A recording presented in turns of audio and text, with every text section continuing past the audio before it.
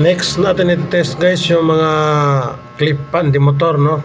Sa tatlong unit is 30 watts 29.9 clip pan sa kusina, at dito sa loob ng kwarto isa, mga kulay blue. So tatlo po silang lahat.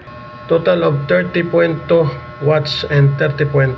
Ang Nikola Series 1. Okay, Nikola Series 1 ang ating itatabi sa clip pan. Itatabi natin dyan si Series 1. Series 1 connected, katabi ni clip pan.